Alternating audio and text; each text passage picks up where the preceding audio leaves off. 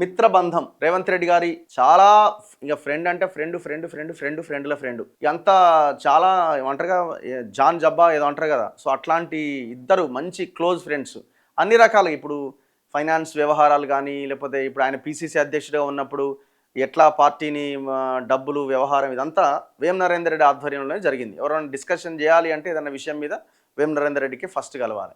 So ముఖ్యమంత్రి అయిన తర్వాత కూడా వేం నరేందర్ రెడ్డిని దగ్గర పెట్టుకున్నాడు.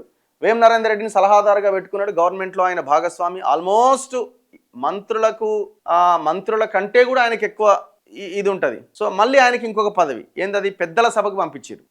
ఎవరిది నడిచినట్టు ఇక్కడ చాలా మంది చాలా ప్రయత్నాలు చేశారు. మళ్ళీ అల్టిమేట్గా రాహుల్ గాంధీ ముందు రేవంత్ రెడ్డిదే నెగ్గినట్టుగా కనబడుతున్నది ఈ నిర్ణయం తర్వాత. ఇప్పుడు ఆల్రెడీ ఉన్నదే రెండు, ఆ రెండులో ఒకటి అభిషేక్ మను సింఘ్వికి హైకమాండ్ కోటాలో ఇచ్చేసారు. మరి మిగతా రెండోదన్నా ఇక్కడ ఉన్నాయి.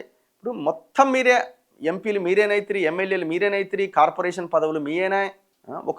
ఒకటే ఒకటి అది ఎవరైనా బీసీ లీడర్కి ఇవ్వచ్చు కదా.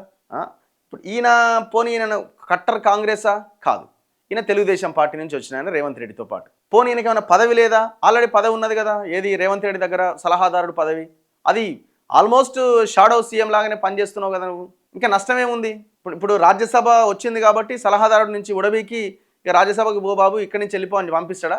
సేమ్ కేసీఆర్ సంతోష్ రావుకి ఇచ్చినట్టే ఉంది ఇది కూడా. కేసీఆర్ సేమ్ ఆయన ఎవరు సంతోష్ రావు ఆయన పక్కన గోళీలు ఇచ్చి ఆయన అటు ఇటు తిప్పే సంతోష్ రావుకి పక్కనే పెట్టుకొని రాజ్యసభ ఇచ్చిండు. ఇది కూడా అట్లనే ఉన్నది.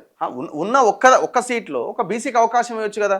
మధు యాష్కి గౌడ్ అడిగిండు, వి హనుమంతరావు అడిగినారు. వీళ్ళంతా ముందు నుంచి కాంగ్రెస్లో ఉన్నోళ్ళు కదా. హనుమంతరావుకి ఏ పేరు పెద్ద మనిషి, లాస్ట్ పెద్దల సభ అంటే అట్లాంటి వాళ్ళే కదా పోవాల్సింది. వేం నరేందర్ రెడ్డికి ఏం తక్కువైంది? ఆడ ఆల్రెడీ సలహాదారుడు పదవి ఉన్నది కదా. లేదంటే ఒక ఎస్సీకి ఇవ్వపోయినారు, చాలా మంది అడిగినారు కదా. ఒక ఎస్టీ కోటా ఇవ్వబోయి బెల్లయ్య నాయక్ పేరు ప్రపోజల్ లిస్ట్లో ఉండే కదా, మరి ఆయనకని ఇవ్వకపోయినారు.